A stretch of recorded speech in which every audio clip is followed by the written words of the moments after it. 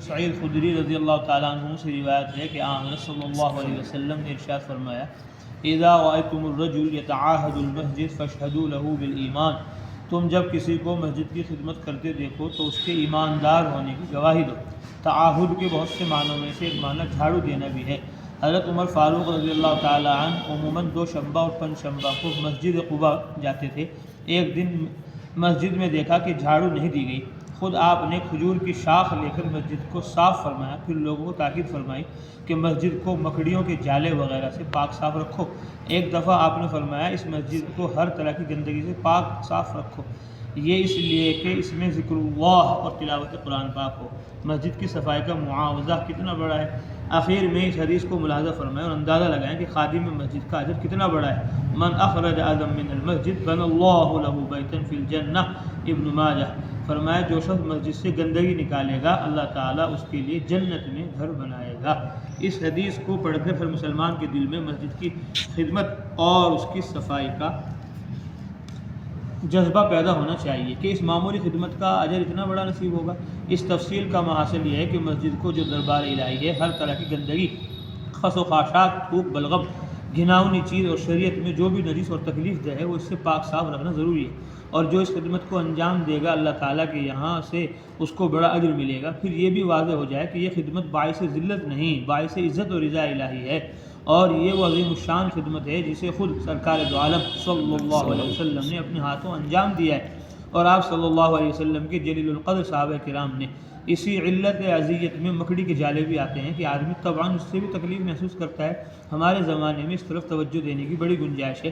اس سلسلے میں فاروق اعظم رضی اللہ تعالیٰ عنہ قول گزر چکا ہے کہ آپ نے مسجد قباء کے متعلق فرمایا تھا کہ مکڑیوں کے جالے سے پاک صاف رکھو۔ اسی علت میں اخراج ریح بھی ہے کہ اس سے بھی بدبو پھیلتی ہے، اور جب بدبو پھیلے گی تو اذیت ضرور پائی جائے گی۔ علماء نے اسی وجہ سے لکھا ہے کہ اخراج ریح مسجد میں مکروہ تحریمی ہے۔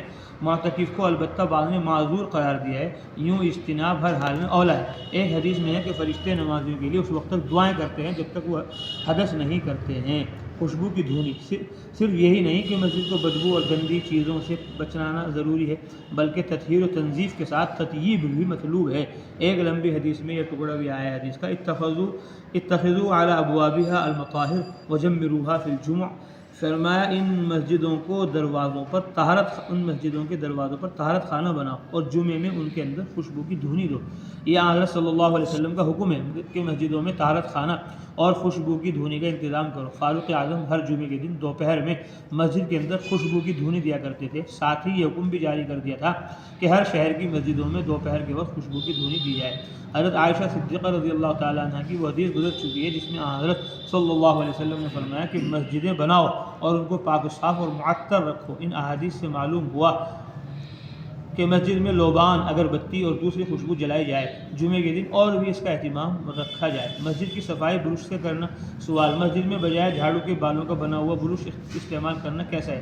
اگر وہ برش خنزیر کے بالوں سے بنا ہوا ہے تو وہ ناپاک ہے اور نجاست کو مسجد میں داخل کرنا منع ہے، اور اگر خنزیر کے علاوہ کسی دوسرے جانور کے بالوں سے بنا ہے تو وہ ناپاک نہیں، اس کو مسجد میں داخل کرنا ناجائز نہیں ہے۔ تاہم اس میں اشتباہ ہو تو اس کو چھوڑ دینا چاہیے۔ بے پردگی وغیرہ کی کوئی قباحت نہ ہو تو عورت مسجد کی صفائی کی سعادت حاصل کر سکتی ہے۔ قیامت کے دن دیدار الہی جو سب سے بڑی نعمت ہے، اس کے لیے جب اجتماع ہوگا تو ان میں ان لوگوں کو جو پابندی کے ساتھ مسجد میں جا کر امام کے ساتھ نماز پڑھتے تھے ممتاز جگہ حاصل ہوگی۔ اللہ تعالیٰ سب کو تمام فضائل مسائل سیکھنے کی، ان پر عمل کرنے کی، ان کو سارے عالم میں پھیلاتے پہنچاتے رہنے کی توفیق نصیب۔ اعوذ باللہ